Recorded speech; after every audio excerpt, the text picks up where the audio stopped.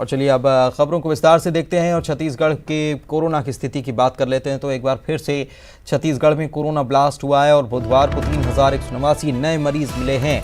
रायपुर से सबसे ज्यादा 717 मरीज सामने आए। कोरोना से 24 घंटे में 23 लोगों ने जान भी गंवा दी है।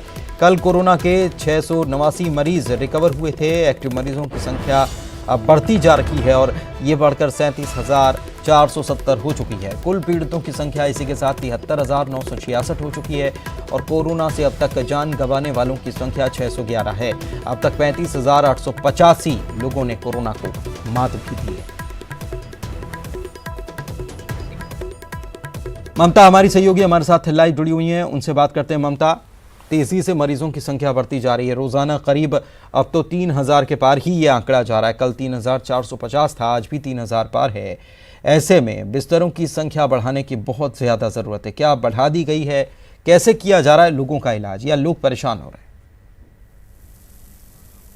देखिए, लगातार जो है यही जो कवायद की जा रही है अलग अलग तरीके से। अभी नया रायपुर में जो एक जो सामाजिक भवन है उसको 200 बिस्तरों का कोविड वार्ड वहाँ पर बनाया जा रहा है।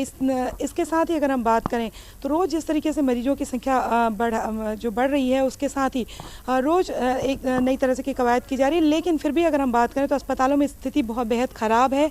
अगर हम चाहे निजी अस्पतालों की बात करें, चाहे सरकारी अस्पतालों की बात करें, जो अव्यवस्था की जो स्थिति है वो बहुत ज़्यादा है। और जिस तरीके से चूँकि वीडियो वायरल्स हो रहे हैं, कोरोना के जो पीड़ित हैं वो अपनी बात रख रहे हैं, तो कहीं ना कहीं ये जो है वो चिंताजनक स्थिति है। दूसरी बात ये है कि मरीजों की जो बढ़ती संख्या है वो अब आंकड़े बहुत ज़्यादा विस्फोटक होते जा रहे हैं, क्योंकि एक अनुमान जो लगाया जा रहा था कि इतने ही मरीज हो सकते हैं, लेकिन उस अनुमान से कहीं ज़्यादा मरीज सामने आ रहे हैं। मौतों का आंकड़ा रोज़ बढ़ रहा है और अब उसको लेकर सोचने की बात है कि क्या और तरीके हो सकते हैं, क्योंकि लॉकडाउन भी करके देखा जा चुका है। लेकिन संक्रमण को रोकने के लिए अगर हम बात करें तो जांच का दायरा जो बार बार हम कह रहे हैं कि जितना और भी ज़्यादा दायरा बढ़ाने की ज़रूरत है जांच का। और सबसे बड़ी बात यह है कि लोगों को भी खुद सोशल डिस्टेंसिंग का पालन बुरी तरह से करना चाहिए। रोज़ मौत के आंकड़े आ रहे हैं और बड़े आंकड़े आ रहे हैं। अगर हम बात करें तो कभी हमारा राज्य था कि हम इस बात को लेकर अपने फिर थपथपा रहे थे कि हम इस मामले में अभी हमारे यहाँ संक्रमण बेहद कम है और राज्यों की अपेक्षा देश में बेहतर स्थिति है। लेकिन अब स्थिति काफ़ी विस्फोटक होते जा रही है। तो जाहिर तौर पर लोगों के बीच आंकड़े तो आ रहे हैं, लेकिन वो डर नहीं दिखाई दे रहा है। जो खुद से भी जो प्रिकॉशन लेना चाहिए वो नहीं दिखाई दे रहा है। अस्पतालों की भीतर अगर हम बात करें तो जिस तरह का प्रोटोकॉल जो है वो करना चाहिए वो सब नहीं सामने आ रहा है। यही वजह है कि हेल्थ वर्कर्स और जो अगर हम बात करें डॉक्टर्स लगातार संक्रमित हो रहे हैं। कल ही हमने जिस तरह से दिखाया कि अम्बेडकर अस्पताल के कोविड वार्ड में काम करने वाली जो नर्सें हैं उन्होंने कोविड वार्ड में काम किया और तुरंत उनकी ड्यूटी खत्म होने के बाद उन्हें दूसरे वार्डों की ड्यूटी दे दी गई और उन्हें सीधे घर जाने के लिए कहा गया था। निमोरा में जो नर्स जो लोग थे कोविड वार्ड में ड्यूटी कर रहे थे उनको सामान दे दिया गया था आधी रात को कि आप निकलिए। तो इस तरह की जो प्रशासनिक लापरवाहियाँ वो भी सामने आ रही हैं। जो अगर उन लोगों की स्थिति ये हो सकती है कि जिन लोगों की ड्यूटी लगी हुई है, अगर उनसे प्रोटोकॉल का उपयोग जो है उन पालन नहीं कराया जा रहा है, उन्हें नहीं दिया जा रहा है। न्यूज़ 18 में खबर चलने के बाद फिर 7 दिन के लिए उन्हें एक मौका दिया गया और फिर एक जो कोविड सेंटर है वहाँ पर भेजा गया। तो इस तरह की तमाम जो चीज़ें आ रही है वो डरावने वाली है। लेकिन अब लोगों को भी संभलने की ज़रूरत है। प्रशासन के तौर पर भी अगर हम बात करें तो सख्ती करने की ज़रूरत है। जगह जगह पर आप देखेंगे कि बाज़ारों में उसी तरह की भीड़ उमड़ी हुई है। सोशल डिस्टेंसिंग का कोई पालन नहीं है। तमाम जो दुकानें हैं वो सटी सी लोग आपको दिखाई देंगे। इस तरीके से ये ज़रूर है कि बार बार ये नियम कायदे सामने आते हैं कि आप मास्क का प्रयोग करिए, सैनिटाइज़र प्रयोग करिए, लेकिन ज़मीनी अमला जो है वो कहीं ना कहीं अब वो भी सुस्त नज़र आ रहा है। जी, शुक्रिया आपका इस जानकारी के लिए ममता। इधर कोरबा की बात कर लेते हैं। यहाँ पर भी कोरोना ब्लास्ट हुआ है और जिले में 118 संक्रमित मरीज मिले हैं। तो लगातार मामलों की संख्या बढ़ती हुई और कोरबा में एक बार फिर से बड़ी संख्या सामने आई है और 118 संक्रमित फिर से मिले हैं। कोरोना को लेकर लगातार मरीजों की संख्या बढ़ती हुई। और रायपुर से खबर आपको बता रहे हैं, कोरोना जांच दर को लेकर यह बड़ी खबर है। राज्य सरकार ने निजी लैब की जांच दर तय कर दी है। लैब जाकर अगर आरटीपीसीआर जांच कराते हैं तो 1600 रुपए इसकी फीस होगी। ध्यान से सुनिए, सभी लोगों के लिए ये बड़ी खबर है। छत्तीसगढ़ के लोगों के लिए 1600 रुपए फीस या जांच दर जो है वो तय कर दी गई है। आरटीपीसीआर अगर जांच आप कराते हैं लैब जाते हैं खुद और वहां जांच कराते हैं तो 1600 रुपए आपको देने होंगे, और घर पर बुलाकर सैंपल कलेक्ट करवाने के लिए अगर बुलाया जाता है तो 1800 रुपए इसके लिए दर तय कर दी गई है। राज्य के बाहर के लैब के लिए 2000 रुपए से 2200 रुपए तय किए गए हैं और तत्काल प्रभाव से जांच दर लागू करने के निर्देश भी दे दिए गए हैं।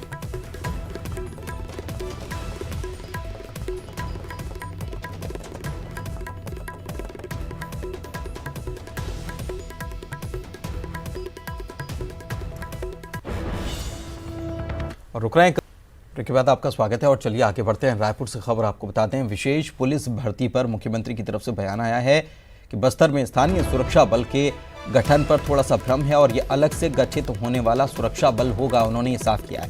छत्तीसगढ़ पुलिस में ही विशेष भर्ती होगी और बस्तर की जनता की रक्षा के लिए भर्ती की जाएगी। बस्तर के ही युवाओं की भर्ती इसमें होगी, ये भी उन्होंने कहा है।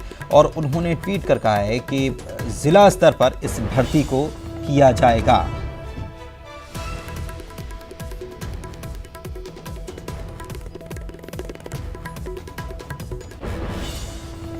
छत्तीसगढ़ में शिक्षकों के 14,580 पदों पर भर्ती प्रक्रिया आगे बढ़ाने के लिए आदेश जारी कर दिए गए हैं। वित्त विभाग ने सशर्त शिक्षकों की भर्ती की अनुमति दी है। दस्तावेज सत्यापन की प्रक्रिया शुरू हो चुकी है। नियुक्ति आदेश स्कूलों के खुलने के बाद जारी किए जाएंगे। मुख्यमंत्री भूपेश बघेल ने ट्वीट किया और इस बात की जानकारी साझा की। इसमें उन्होंने लिखा है कि स्कूल खुलने के साथ ही नियुक्ति के आदेश जारी कर दिए जाएंगे। उधर सरकार के इस आदेश पर अब श्रेय लेने और देने की होड़ बीजेपी कांग्रेस में शुरू हो गई है। बीजेपी ने आदेश को विपक्ष के दबाव और अभ्यर्थियों के संघर्ष का परिणाम बता दिया। तो कांग्रेस कह रही है कि हम तो शुरू से कहते रहे हैं कि शिक्षक भर्ती परीक्षा पर रोक नहीं लगी है और अब आदेश भी जारी हो गया। लेकिन बीजेपी ने हमेशा इस मुद्दे को लेकर युवाओं को गुमराह करने का काम किया। इसके साथ ही मामले का राजनीतिकरण भी किया गया। देखिए, माननीय मुख्यमंत्री श्री भूपेश बघेल और सरकार ने अब बार बार स्पष्ट किया था कि शिक्षक भर्ती प्रक्रिया में किसी भी प्रकार की कोई रोक नहीं लगाई गई है। कोरोना के कारण कुछ विलम्ब जरूर हो रहा था। माननीय मुख्यमंत्री जी ने आदेश दिया था इस विलम्ब के कारण कि तत्काल 1 सप्ताह के अंदर में रिपोर्ट दी जाए और शिक्षक भर्ती प्रक्रिया को आगे यथावत जारी रखा जाए। सरकार के द्वारा आदेश दे दिए गए हैं और भर्ती प्रक्रिया यथावत शुरू है। तो कहीं न कहीं जो भारतीय जनता पार्टी के द्वारा अभ्यर्थियों में एक झूठा भ्रम फैलाया गया था वह स्पष्ट हो गया और यह भी स्पष्ट हो गया कि भारतीय जनता पार्टी अपने राजनीतिक स्वार्थवश मुद्दों को किस प्रकार से दिग्भ्रमित करती है। ये कदम सरकार को उठाना ही था। सरकार चौतरफा घिर चुकी थी।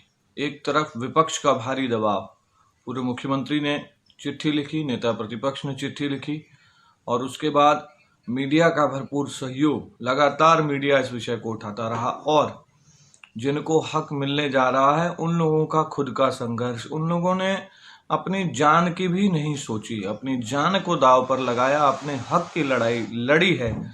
तो आज मन थोड़ा सा संतुष्ट है। इनकी प्रक्रिया जल्द ही पूरी तरीके से पूर्ण हो जाए, इनको सारी नियुक्तियां मिल जाएं, इनको पैसे मिलने लग जाएं तो लगेगा इनका काम हो गया। कवर्धा के आदिवासी को एमपी पुलिस के द्वारा गोली मारे जाने के मामले ने तूल पकड़ लिया है। इस मामले में वन मंत्री मोहम्मद अकबर ने राज्यपाल अनुसुईया उइके से कल बात की। फोन पर हुई इस बातचीत में अनुसुईया उइके ने एमपी की राज्यपाल आनंदीबेन पटेल से बातचीत का भरोसा दिया। आपको बताएं कि इससे पहले वन मंत्री मोहम्मद अकबर मध्य प्रदेश के सीएम शिवराज सिंह चौहान को 2 बार लगातार पत्र लिख चुके हैं और उस पत्र पर कोई कार्रवाई नहीं होने पर उन्होंने निराशा भी जताई है। गौरतलब है कि कवर्धा के आदिवासी झाम सिंह धुर्वे को एमपी की पुलिस ने गोली मार दी थी। इसको लेकर वन मंत्री लगातार एमपी सरकार पर दोषी पुलिसकर्मियों के खिलाफ कार्रवाई की मांग कर रहे हैं।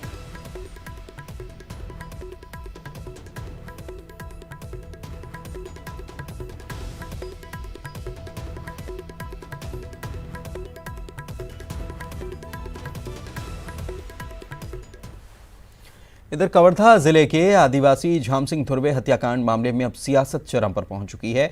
छत्तीसगढ़ के मंत्री दोषियों के खिलाफ कड़ी कार्रवाई की मांग कर पत्राचार कर रहे हैं तो बीजेपी इसे दबाव की राजनीति बता रही है।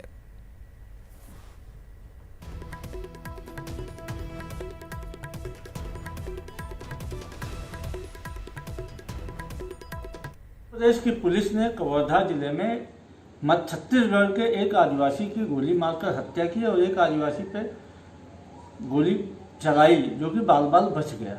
इस संबंध में हमारे प्रदेश के वन मंत्री माननीय श्री मोहम्मद अकबर ने मध्य प्रदेश के मुख्यमंत्री को 2 बार पत्र लिखा। इस संबंध में छत्तीसगढ़ के महामहिम राज्यपाल ने भी मध्य प्रदेश सरकार से हस्तक्षेप करने को कहा है। दुर्भाग्य से अभी तक मध्य प्रदेश की सरकार के द्वारा दोषियों पर कोई कार्रवाई नहीं की गई। कहीं न कहीं ऐसा प्रतीत होता है कि मध्य प्रदेश की सरकार दोषी पुलिसकर्मियों को बचाने में लगी है। वर्धा जिले के अंतर्गत एक निर्दोष आदिवासी की गोली मारकर हत्या कर दी जाती है। छत्तीसगढ़ की राज्य सरकार इस पर लीपापोती करते हुए मध्य प्रदेश की सरकार को पत्र लिखती है। भारतीय जनता पार्टी का यह स्पष्ट मानना है, हमारे प्रदेश अध्यक्ष जी ने भी कहा, महामहिम राज्यपाल जी ने भी कहा कि आदिवासी की हत्या के लिए जो भी दोषी है उसके खिलाफ में कड़ी से कड़ी कार्रवाई की जानी चाहिए। लेकिन मुझे ऐसा लगता है कि राज्य सरकार इस विषय को संज्ञान में लेते हुए सबसे पहले उस पीड़ित परिवार की मदद किस तरीके से किया जाए, उस पीड़ित परिवार को मुआवजा किस तरीके से दिया जाए, इस पर काम करने की आवश्यकता है। लेकिन राज्य सरकार ने अभी उस विषय में एक शब्द भी नहीं कहा है। रायपुर से आपको खबर बता रहे हैं, न्यूज़ 18 की खबर का असर हुआ है। सरकारी क्वारंटीन सेंटर में ही नर्सें रहेंगी। न्यूज़ 18 ने इस खबर को, इस तकलीफ को उठाया था। नर्सों की ये जो तकलीफ का मुद्दा है उसको उठाया था। ड्यूटी के बाद सीधे घर जाने के लिए कह दिया गया था और प्रबंधन ने कह दिया था एक वार्ड से सीधे दूसरे वार्ड में इनकी ड्यूटी भी लग रही थी। तो इनकी तकलीफ को न्यूज़ 18 के द्वारा उठाया गया और अब ये फैसला लिया गया है कि असर ये हुआ कि सरकारी क्वारंटीन सेंटर में ही इन नर्सों को अब रखा जाए।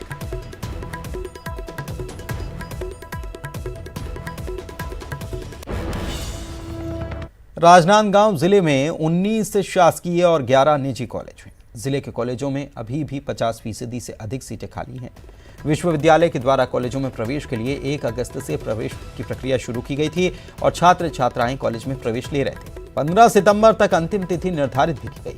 उधर छात्र संगठन एबीवीपी और एनएसयूआई जैसे संगठनों ने कॉलेज और विश्वविद्यालय प्रबंधन से दाखिले की तारीख 23 सितंबर तक बढ़ाने की मांग की है।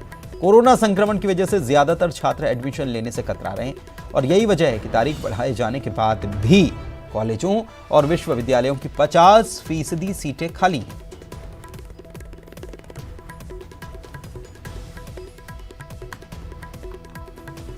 और इसी के साथ इस बुलेटिन में इतना ही।